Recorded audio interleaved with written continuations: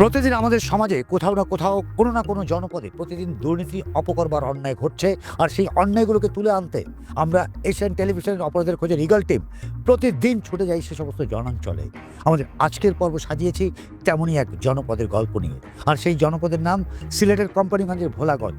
যে ভোলাগঞ্জে মানিক নামে এক সাহসী যুবক, যিনি চেয়েছিলেন এই সমাজে নতুন কিছু তৈরি করতে, নতুন কিছু করে দেখাতে, সেই মানিককে মিথ্যে রাজনৈতিক হত্যা মামলায় ফাঁসানো হয়।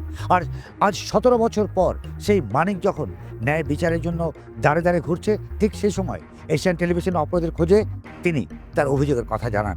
আর তার সেই ডাকেই আজ আমরা এসেছি কোম্পানিগঞ্জের ভোলাগঞ্জে। তাহলে চলুন সেই মানিক মিয়ার অজানা গল্প শোনাবো আপনাদের এই পর্ব।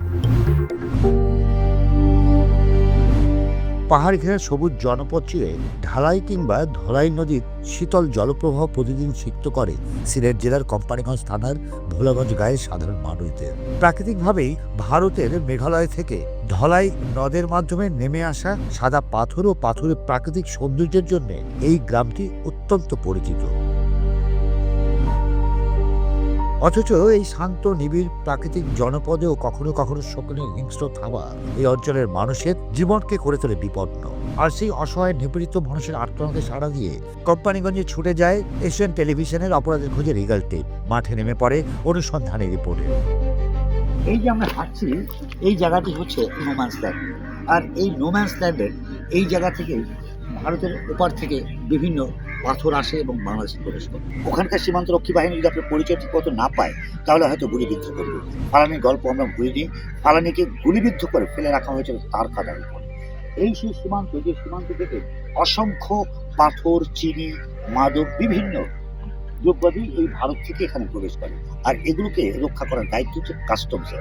কাস্টমস আসলে কি করছে সেটাই হচ্ছে এখন প্রশ্ন।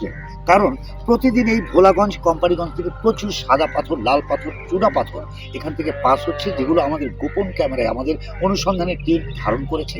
অথচ কাস্টমসে যখন জবাবদিহিতা চাইলাম, তখন তারা বলছেন এমন কোনো ঘটনাই ঘটেনি। আমরা গল্পের ভেতরে ঢুকতে চাই। ওনারা চাঁদাবাজি করতে পারে না, এর জন্য আমার এই মামলার ভিতরে ঢুকাই দিছে। মানিক মিয়া সিলেটের কোম্পানিগঞ্জের মধ্যম ঢালার পাড়ের একজন উদীয়মান ব্যবসায়ী। খুব সহজেই সততা আর ন্যায়নিষ্ঠায় নিজের ব্যবসাকে বেশ ফুলে ফাঁপিয়ে বড় করে তোলেন। আর এটাই হয় তার জন্য একমাত্র কাল। আর সেই সাথে যোগ হয় এই মানিক মিয়ার অসহায় মানুষের জন্য সাহায্যের হাত বাড়িয়ে দেয়া। সময়টা 2021। তৎকালীন আওয়ামী ফ্যাসিস্টবাদদের প্রভাব আর প্রতিপত্তিতে যখন সাধারণ মানুষ গুম, খুন আর হত্যার শিকার হচ্ছেন, ঠিক সেই মুহূর্তে মিথ্যা মামলা, হয়রানি, গুম, খুনের শিকার হচ্ছেন তৎকালীন ছাত্রদল, যুবদল কিংবা জাতীয়তাবাদী দলের সমস্ত কর্মীরা। তেমনি এক বলির পাঠা হয়েছেন এই কোম্পানিগঞ্জের শ্রমিক দলের সাধারণ সম্পাদক জনাব মানিক মিয়া। তাকে একটি মিথ্যা হত্যা মামলায় ফাঁসিয়ে দেওয়া হয়েছে। কিন্তু কেন? শুধুমাত্র রাজনৈতিক প্রভাব, নাকি তার সাথে আরও কিছু অর্থ কিংবা ক্ষমতার লোভ রয়েছে? জানবো এবং জানাবো সেই গল্প। বিগত বছরগুলোতে ধুকে ধুকে এই মামলার শিকার হয়েছেন, আর 11 মাস নির্বিচারে তাকে জেল খাটানো হয়েছে অন্যায়ভাবে। তার পরিবার, সন্তানরা সেই কষ্ট ভোগ করেছেন। আমরা তার পরিবারের সাথে কথা বলতে চাই, জানতে চাই সেই দুঃসময়ে তিনি কিভাবে কাটিয়েছেন। আসুন আসুন।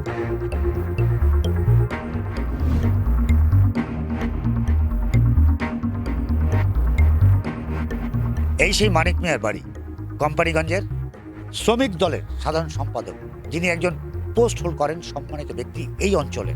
তাকেও আওয়ামী ফ্যাসিস্টরা 2021 সনে মিথ্যা মামলায় খুনি সাব্যস্ত করার চেষ্টা করেছেন। মানিক মিয়ার মুখ থেকে আমরা সমস্ত গল্পটা শুনতে চাই। গরিবের সাথে আমি সবসময় তাই, শ্রমিকের সাথে সবসময় থাকি। আমার ঘরে যদি 10 টাকার বাজার নেই, আমি আমার লগে যারা থাকে শ্রমিক, তাদেরকে 10 টাকার বাজার দেওয়ার চেষ্টা করি। আমার এই জিনিসটা সবার চোখে মানে ভালো লাগে না। অন্যায় হইতেছে, এটা একটু প্রতিবাদ করে, কিন্তু ওনাদের কাছে এটা আর ভালো লাগে না। ওনারা চাঁদাবাজি করতে পারে না, এর জন্য আমার এই মামলার ভিতরে ঢুকাই দিছে। এখন মামলার কি অবস্থা? মামলা তো এখন চলতেছে। কেউ আয়সা বলে 20 লক্ষ টাকা লাগবো, কেউ আয়া বলে 30 লাখ টাকা লাগবো। আমি বলছি আমার কাছে তো টাকাই নেই, আমি দিমু করতে, তো আমার 2টা কিডনি নিয়ে যাবো। প্রতিপক্ষ ব্যবসায়ীরা মানিক মিয়াকে কি করে কুপকাত করা যায় কিংবা তাকে নিচে নামানো যায় তার ফন্দি আনতে থাকেন নীরবে, নিভৃতে। মানিক মিয়া তার কিছুই জানেন না। সকাল 5টা বাজে ফোন দিয়ে বলতেছে, মানিক ভাই একটা ছেলে মারা গেছে, আপনার নামে মামলা হইতাছে, ওই জায়গায় নদীতে পইরা মারা গেছি, আপনি সেভ হয়ে যান গা। আমি বললাম যে আমি তো এই ব্যাপারে কোনো কিছু জানি না, তো আমার উপরে মামলা হইতো করে। ভাই এটা হইলো আইনি বিষয়, পরে আপনি এটা যাচাই করবেন না, আপনি এখান থেকে বাগেন। এলাকা থেকে অনেক আওয়ামী লীগের নেতারা আসছে, এরা বলতেছে আপনার না ঢুকাইলে ফেলে হইতো না, আপনি বিএমপি করেন। আমি কইছি যে হ্যাঁ আমি তো বিএমপি করি। কথা আপনি আর তাড়াতাড়ি আগে বাগেন। 3-4 মিনিট পরে পুলিশ আয়া সাড়ে বাড়ি, অথবা 5 মিনিট হইব, সাড়ে বাড়ি বইরে গেছে পুলিশ। ঘোলাগঞ্জের মানিক মিয়ার গল্প আরো শুনব, তবে তার আগে নেব ছোট্ট একটি বিজ্ঞাপন বিরতি।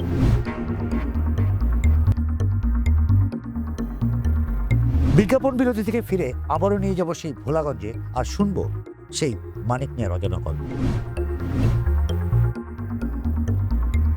18/8/2021 সিলেট কোম্পানিগঞ্জের পশ্চিম রাজনগর গ্রামের আরেক ব্যবসায়ী মোহাম্মদ আসাদুজ্জামান শয়তানের টেক নামক এক বালির স্পট থেকে তিনি তার নৌকো দিয়ে বালি উত্তোলনের সময় অন্য এক ব্যবসায়ী নৌকোর সঙ্গে তার টুকাটুকি হলে প্রথমে কথোপকথনে বাগবিতণ্ডা এবং পরবর্তীতে ধাক্কাধাক্কি এবং হাতাহাতি পর্যায়ে পৌঁছে যায়। ওই যে দৃষ্টির সীমানায় যে জায়গাটি দেখা যায় ওটার নাম হচ্ছে শয়তানের টিলা বা শয়তানের টেক। আসলে শয়তান আছে কিনা জানি না, তবে ওখানেই মৃত্যুবরণ করেছিল আসাদুজ্জামান। আমরা সেই স্পটে আপনাদেরকে নিয়ে যাব, আসুন আমার সঙ্গে।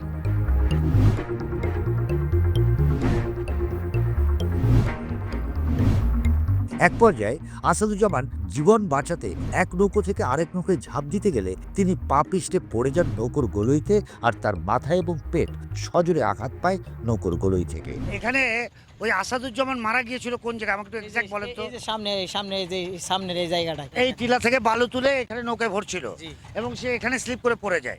আসাদুজ্জামান এখান থেকে বালু তুলবার সময় তার নৌকায় যখন উঠছিল তখন এই যে সাইডটা থাকে এই সাইডে তার স্লিপ করে সে পড়ে যায় এবং তার মাথাটা এখানে আঘাত করে এবং সেই আঘাতের কারণে তার মৃত্যুবরণ হয়, অথচ বলা হচ্ছে তাকে হত্যা করা হয়েছে।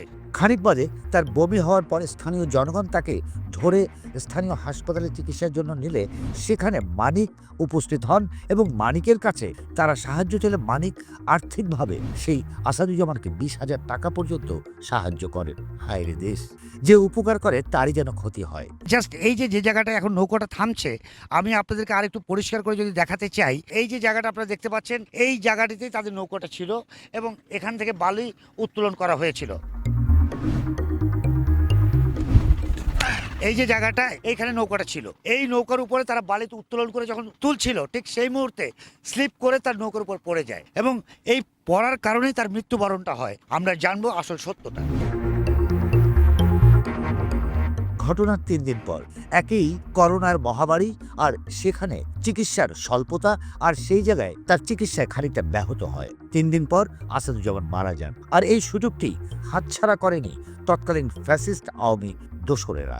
তারা আসাদুজ্জামানের বাবাকে ফুসলিয়ে একটি মামলা দায়ের করেন, যেখানে 1 নং আসামি করা হয় মানিক মিয়াকে। আসামি মানিক মিয়া সহ 11 জনকে অভিযুক্ত করে একটি মামলা দায়ের হয় কোম্পানিগঞ্জ থানায়।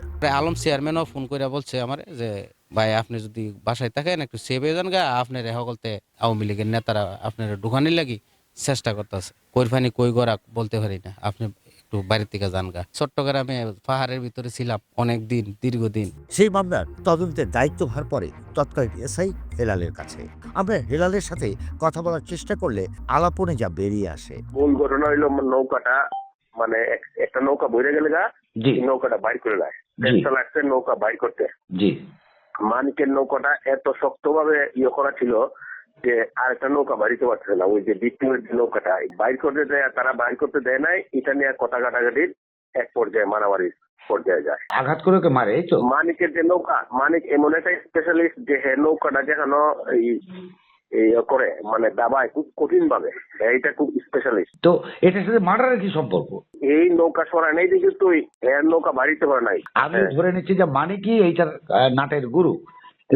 প্রেজেন্ট ছিল। আমি বলতেছি আপনি যদি না করেন তাহলে তো আপনার সাথে আমার তো তর্কে যাওয়া দরকার নেই। আমি জানতে চাচ্ছি আপনার কাছে যে মানিক কি ওখানে প্রেজেন্ট ছিল কিনা? হ্যাঁ, প্রেজেন্ট ছিল। আচ্ছা, তাহলে মারামারিটা কি সেও মারামারিতে অংশ নিয়েছে, এটা আপনার ফাইন্ডিং? হ্যাঁ। হেলাল ছিলেন তৎকালীন আওয়ামী শাসকদের নাচের পুতুল। ওই সময় তারা যেভাবে তাকে বলেছে তিনি সেভাবেই তার ব্যাখ্যা দাঁড় করিয়েছিলেন, আর সেই ব্যাখ্যায় ফেসে যান অকারণে মানিক। ওনারা কেউ আয়সা বলে 20 লক্ষ টাকা লাগবো, কেউ আয়া বলে ওই যে আরো আগে আর কি যে ফিসির সরকার থাকতে 30 লাখ টাকা লাগবে। আমি কইছি আমার কাছে তো টাকাই নাই, আমি দিমু করতে, তো আমার 2টা কিডনি নিয়ে যাও। মামলাটা ক্লোজ দেওয়ার জন্য নেতার কাছে আমার আবেদন। মামলা হবার পর মানিক এবং তার পরিবারের সকল পুরুষরা মামলায় অভিযুক্ত হয়ে বাড়ি ছাড়া হয়ে অন্যত্র পালিয়ে বেড়ান। আর এই সুযোগটি নেয় দুর্বৃত্তরা। তারা সেই সুযোগে দল বল নিয়ে অস্ত্রশস্ত্র সহ মানিকের বাড়িতে আক্রমণ করে। তারপর আমার স্টক আছিল, ওই মার্ডারের সময় স্টকও বালুর স্টক নিয়ে গেছে ওরা, লুটটা পিটটা অনেক কিছু করছে আমার জন্য। আমার ফ্যামিলিরা উপাসে ছিল, বহুত কষ্টে আমরা জীবনযাপন করছি। ফোন দিছে আমরারে মানহের বাড়ির মানুষে মারছে, ও হেরা দাও ছুরি লয় আয়া সাইরা আমরা বাড়ির মধ্যে আক্রমণ করছে। আমরা বাড়ির বেডাত আমি খালি এনতা ঘুরা ঠরো আসতাম সব বেডাত। আমার 3 ছেলে 3 ভাই, 6 জন পুরুষ মানুষ আছিল বাড়িতে, 6 জনের মামলা দিচ্ছে। পরে আমরা বেডাই তো বাড়ি ঘর তাহার মতন না। তো আপনারা নিরাপত্তা কিভাবে পেলেন? নিরাপত্তা একজনে গেছি আমরা কি করু। তার মানে বাড়ি একেবারে ফাঁকা ছিল, জিও আর এই ফাঁকে ওরা কি করেছে? হেরা এই ফাঁকে আয়া বাড়ি ঘর দরজা জানালা কুবাই উদি আছে হনো দাগ ইটা সব কুবাই লাইছে। কিছু চলেন তো দেখি কোথায় কোথায় কোপের দাগ আছে।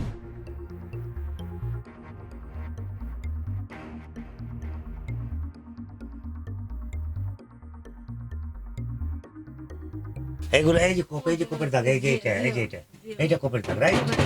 এটা কোপের দাগ। মানিক মিয়াকে যখন অ্যারেস্ট করে পুলিশ নিয়ে যায় জেল হাজতে, তখন তার স্ত্রী একাকি তার সন্তান নিয়ে এই সংসার সামলেছেন। কোনোভাবে সামলেছে, শুভ তাও সংসার কিভাবে চালাইছে? কষ্ট হচ্ছে সবাই বাইরে আছে না আছে দেখছে আর ছেলে নেই, ছোটো ভাই দেখবো দেখছে আর লেখাপড়া, পুরোই চালাইছে। তার মানে আপনারা সংসার চালানোর মতো তো ছিল, উপরে আল্লাহ। সবাই তো ছিল যেমন যখন কোনো দুর্ঘটনা কিংবা অঘটনা ঘটে, তখন স্থানীয় প্রভাবশালী অনন্ত আনলান সেই সমস্ত স্থানে এর একটি সমাধানই করতে। মানিক মিয়াও সেদিন এই ইউপির সদস্যের সঙ্গে তিনি গিয়েছিলেন খবরটি পড়বার পরে তাদের ওই দুর্ঘটনা থেকে ওই মানুষগুলোকে সাহায্য করবার চেয়ে। আর এটাই হয়ে গেছে তার কাজ। বিপক্ষ দল তার এই ইস্যুটাকে তৈরি করে রাজনৈতিক আত্মা দায় করে, আর সেই মামলায় মানিক মিয়া সহ এইবারে সমস্ত পুরুষদেরকে জেল হাজত করে নেওয়া হয়। এটা ছিল তাদের একটি চক্রান্ত। ভোলাগঞ্জের সেই মানিক মিয়ার হত্যা মামলাটি এখন পিবিআইতে। কি হলো শেষ পর্যন্ত তা জানবো, তবে তার আগে নেব ছোট্ট একটি বিজ্ঞাপন বিরতি।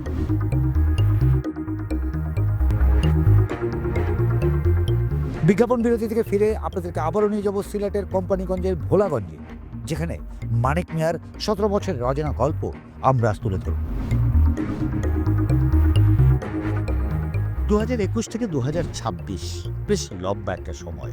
আর এই সময়ে পরিবর্তন হয়েছে দেশের রাজনীতির প্রেক্ষাপট, পরিবর্তন হয়েছে মানুষের চিন্তা ভাবনার। আর সেই নতুন বাংলাদেশের স্বপ্ন দেখে যখন সেই সূর্যে আমরা হেসে উঠি, তখন মানিকরা নতুন করে স্বপ্ন দেখে তারা মিথ্যে রাজনৈতিক মামলা থেকে রক্ষা পাবে। আর তাই তো তারা এশিয়ান টেলিভিশনের কাছে লিখিত অভিযোগ করে, আর তারা অভিযোগে তাদের নিপীড়নের গল্প শোনান আমাদের।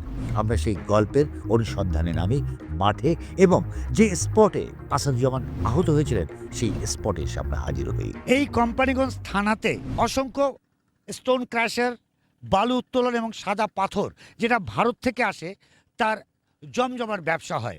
আসাদুজ্জামানরাও ঠিক এই বালু মহলের বালু নিয়ে তারা ব্যবসা করছিল, এবং তাদের উদ্দেশ্য ছিল এইখান থেকে বালু নিয়ে তারা বাণিজ্যিকভাবে বিক্রয় করবে। কিন্তু বাদশাদে হলো তাদের এই দুর্ঘটনাটি। আসাদুজ্জামানের মৃত্যুটি একটি আনন্যাচারাল ডেথ, যেটাকে আমরা ইউডি মামলা বলি, অথচ সেই ইউডি মামলাটাকে তৈরি করা হয় হত্যা মামলায়। হায় রে দেশ, মুহূর্তেই চোখের পলকে যেন আইন বদলে যায়, আইন যেন আমরা নিজেরাই তৈরি করি। কিন্তু একবারও ভাবি না আমাদের এই ইচ্ছাকৃত ভুলের কারণে একটি মানুষের জীবন তছনছ হয়ে যেতে পারে, যেমনটা হয়েছে মানিক মিয়া। আমরা ন্যায়ের পক্ষে, অন্যায় প্রতিবাদী। আর তাই তো সত্যকে তুলে আনতে আমরা গ্রামীণ জনপদের প্রতিটি স্তরে আমরা মানুষের সঙ্গে কথা বলি, সাধারণ মানুষদের কাছে জানতে চাই যে মামলাটি হয়েছিল সেই 21 সনে মানিককে অভিযুক্ত করে, সেই মামলায় মানিক কতটুকু অভিযুক্ত। সাধারণ মানুষের উচ্চারণ ছিল এমনটাই।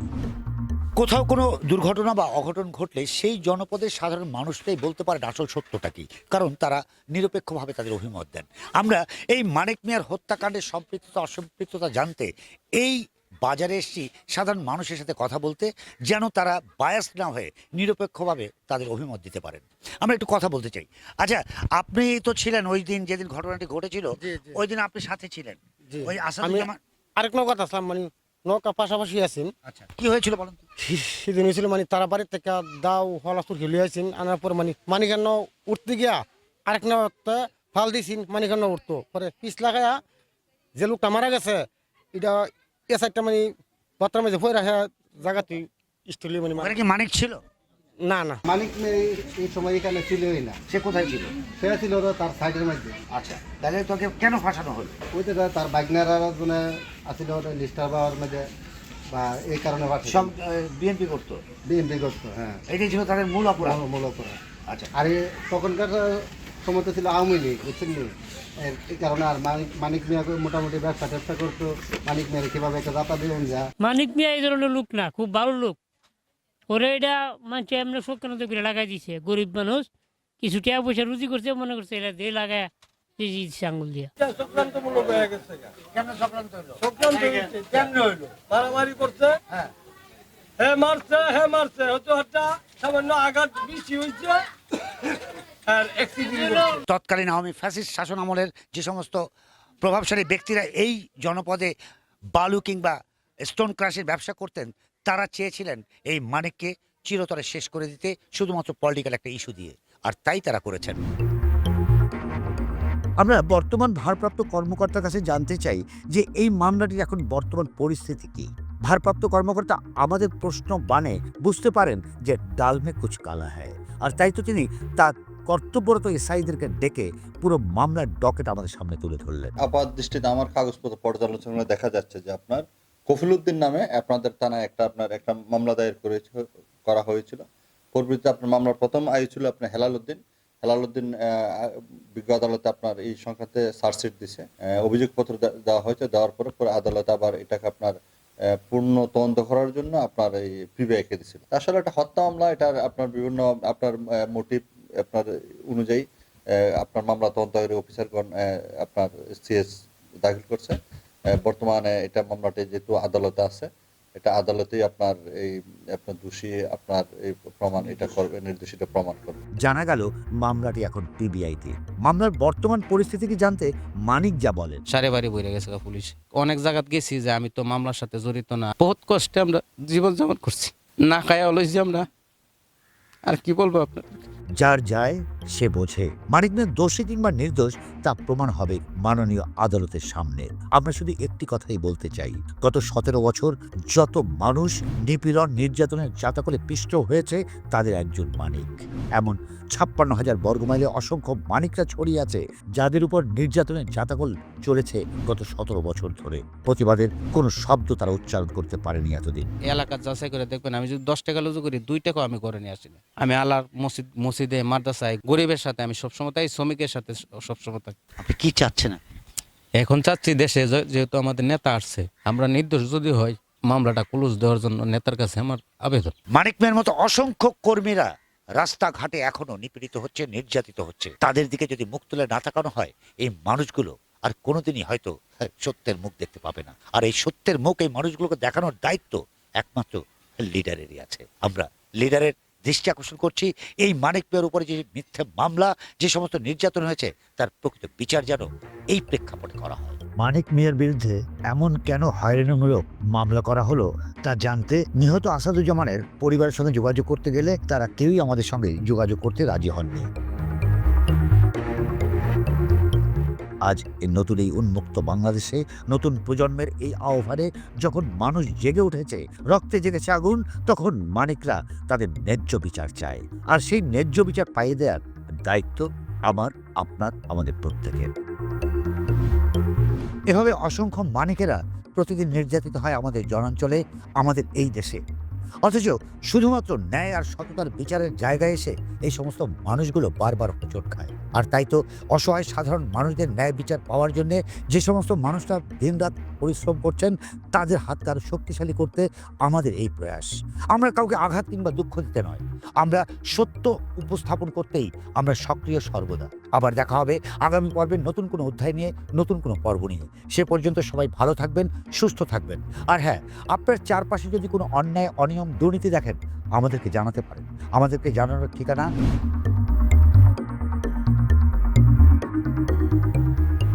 যাবার আগে একটি কথা বলে যেতে চাই, আপনার কাছে আপনার সন্তান, আপনার পরিবার আর আপনি সবচেয়ে বেশি মূল্যবান। এই মুহূর্তে আপনার সন্তান কার সাথে মিশছে, কোথায় যাচ্ছে আপনি কি জানেন? একবার খোঁজ নিন। আপনার এই সামান্য খোঁজেই হয়তো আপনার সন্তানের ভবিষ্যৎ গড়বে একটা নতুন অধ্যায় নিয়ে, নতুন প্রজন্মের নতুন বাংলাদেশ নিয়ে নতুন স্বপ্ন গড়ব। সেই প্রত্যাশায় আজকের মতো শেষ করছি। খোদা হাফেজ, ভালো থাকবেন।